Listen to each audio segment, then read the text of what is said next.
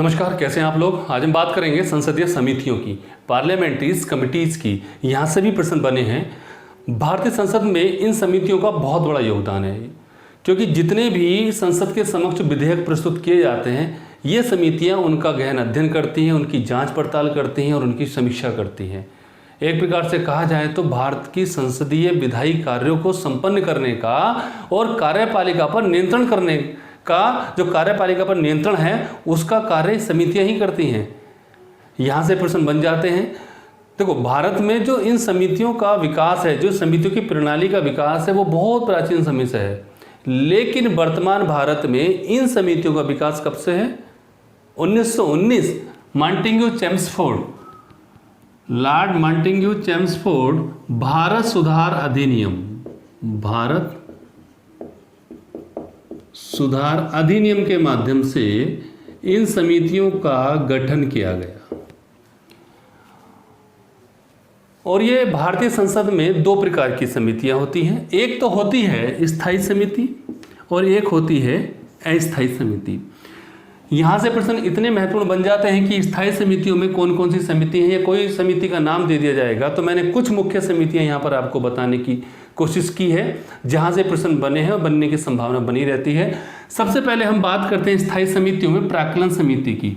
तो सबसे पहला प्रश्न ये आता है कि प्राक्कलन समिति में कितने सदस्य होते हैं? इसमें 30 सदस्य होते हैं। किसके होते हैं? लोकसभा के। राज्यसभा के सदस्यों का इसमें कोई प्रतिनिधित्व नहीं है। लोकसभा के सदस्यों का इसमें जो चुनाव है वो आनुपातिक प्रतिनिधित्व प्रणाली के अनुसार होता है, यानी कि प्रोपोर्शनल रिप्रेजेंटेशन सिस्टम के द्वारा। प्राक्कलन समिति की जो शुरुआत है, प्राक्कलन समिति की जो स्थापना है, यह प्राक्कलन समिति का जो गठन है वो कब हुआ था? ये हुआ था 1950 में। भारत के गणतंत्र भारत का जो बजट पेश किया था किन्होंने? जॉन मथाई ने। जॉन मथाई ने इस समिति का निर्माण किया था और इस समिति का जो कार्यकाल है वो कितना होता है? 1 वर्ष का कार्यकाल होता है, 1 वर्ष का। यहाँ से भी प्रश्न बन जाता है कि कितना कार्यकाल होता है? 1 वर्ष का कार्यकाल होता है। और इसका जो कार्य है वो क्या कार्य है? इसका जो विशेष कार्य है वो है भारत सरकार के या भारत सरकार का जो प्रस्तावित व्यय है उस पर नियंत्रण करने का जो कार्य है वो किसका है? प्राक्कलन समिति का है। यह सरकारी अपव्ययों को रोकने की सिफारिश करती है। क्या करती है? सरकारी अपव्ययों को रोकने की सिफारिश करती है। इसे स्थायी मितव्ययिता समिति भी कहा जाता है। स्थायी मितव्ययिता समिति भी कहा जाता है प्राक्कलन समिति को। देखो, शुरू में इसमें जो सदस्य थे वो 25 थे, लेकिन 1956 से इसमें कितने सदस्य हो गए? 30 सदस्य। और 30 के 30 सदस्य लोकसभा के हैं, राज्यसभा का कोई सदस्य इसमें नहीं है। नेक्स्ट बात करते हैं हम लोक लेखा समिति की। भारत की सबसे पुरानी समिति है लोक लेखा समिति। मॉन्टेग्यू चेम्सफोर्ड भारत सुधार अधिनियम के द्वारा 1921 में ये गठित की गई थी। 1921 में इसका गठन किया गया था और इसमें जो सदस्य संख्या होती है वो कितनी होती है? इसमें सदस्य संख्या होती है टोटल 22, जिसमें 15 सदस्य लोकसभा से होते हैं और 7 सदस्य राज्यसभा से होते हैं। टोटल कितने हुए? 22। 1967 से इस समिति का जो अध्यक्ष है वो लोकसभा के स्पीकर द्वारा मनोनीत किया जाता है। और इसका जो अध्यक्ष है वो कौन होता है? इसका अध्यक्ष होता है विपक्ष का कोई व्यक्ति, विपक्ष का कोई सदस्य इसका अध्यक्ष होता है। और इसके अध्यक्ष को मनोनीत कौन करता है? लोकसभा का स्पीकर इसके अध्यक्ष को मनोनीत करता है। लोक लेखा समिति, प्रश्न यहां से बन जाता है लोक लेखा समिति का कार्यकाल कितना है? तो इसका भी कार्यकाल 1 वर्ष ही है। और इसका जो अध्यक्ष होता है वो कौन होता है? विपक्ष के दल का या विपक्ष की पार्टी का कोई व्यक्ति जिसे लोकसभा का स्पीकर मनोनीत करता है वो इसका अध्यक्ष होता है लोक लेखा समिति का। क्लियर है? नेक्स्ट बात करते हैं सार्वजनिक उपक्रम समिति। सार्वजनिक उपक्रम समिति जो है उसे लाने का श्रेय दिया जाता है भारत के प्रथम लोकसभा अध्यक्ष रहे। कौन थे भारत के प्रथम लोकसभा अध्यक्ष? जीबी मावलंकर। जीबी मावलंकर 1964 में सार्वजनिक उपक्रम समिति को लाने का इन्होंने कार्य किया था। और इस समिति में जो सदस्य संख्या होते हैं उनकी भी 22 सदस्य संख्या, 15 लोकसभा से और 7 राज्यसभा से।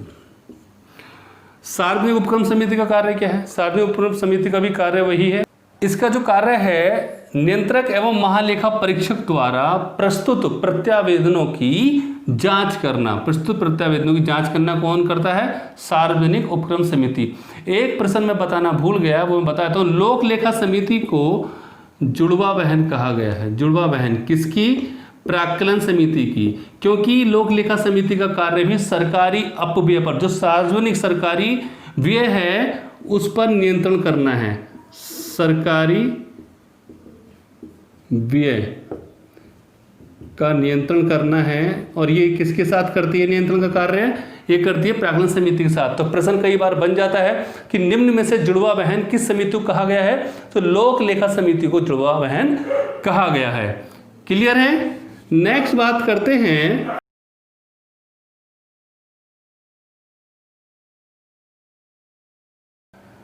विभागीय समिति की। देखो ये जो 3 समितियां हैं, ये तीनों समितियां आती हैं वित्तीय समितियों में। किस में आती हैं? ये है फाइनेंशियल कमेटी, वित्तीय समितियां। इन्हें अगर कहा जाए तो हम ए मान लेते हैं, और बी मान लेते हैं विभागीय समितियां, और सी जांच समितियां। विभागीय समितियों में सदस्य संख्या होती है, वो होती है 31, जिसमें से 21 लोकसभा लोकसभा और 10 राज्यसभा से होते हैं। क्लियर है? 31 सदस्य संख्या होती है विभागीय समितियों की। विभागीय समितियों का कार्य क्या है? इसके लिए 1989 में सिफारिश की गई थी, और 1993 में 17 समितियां विभाग की बनाई। कितनी समितियां बनाई? 17।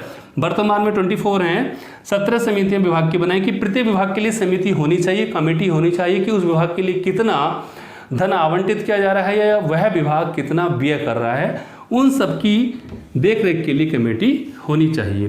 तो प्रश्न बन जाता है कितने सदस्य संख्या होते हैं विभागीय समितियों में? 31। कितने होते हैं? 31। क्लियर है? जांच समितियां, देखो जांच समितियां 3 प्रकार की होती हैं। जांच समितियों में जो पहली समिति है विशेषाधिकार समिति, विशेषाधिकार समिति, दूसरी है याचिका समिति, और तीसरी है आचार समिति। आचार समिति। तो विशेषाधिकार समिति और याचिका समिति, इनके लिए जो सदस्य संख्या है वो 15 लोकसभा से और 10 राज्यसभा से, यानी कि 25 हैं ये। ठीक है, लेकिन आचार समिति के लिए कोई निश्चित सदस्य संख्या नहीं है। विशेषाधिकार समिति का काम क्या है? उसका काम इतना है कि किसी का अधिकारों का हनन तो नहीं हो रहा है, उसकी जांच करना। याचिका से संबंधित, यानी कि सार्वजनिक हित में यदि कोई याचिका आई है तो उसकी जांच करना याचिका समिति का काम है।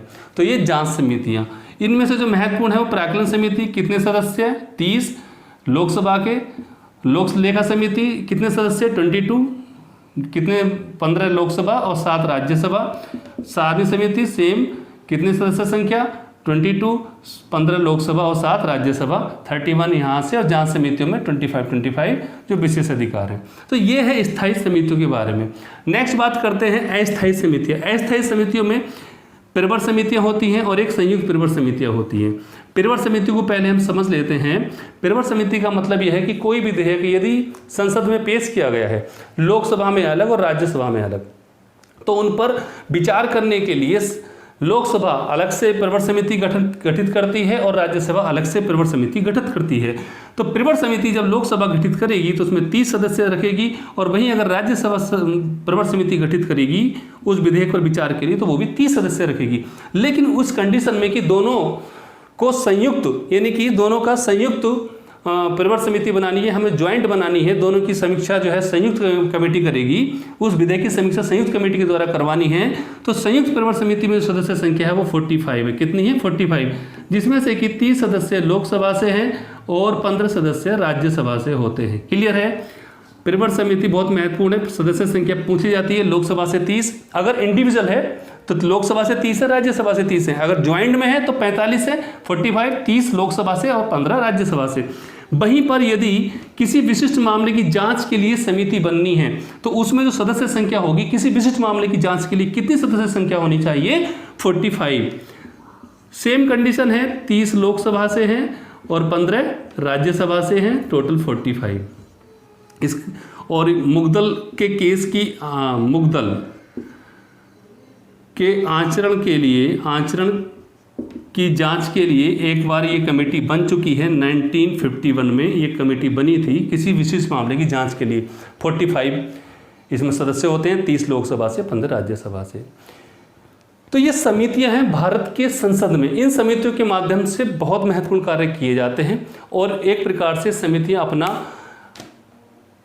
एक प्रकार से कहा जाता है, इन समितियों को भी लघु संसद की उपाधि दी गई है कि ये मिनी पार्लियामेंट है ये समितियां।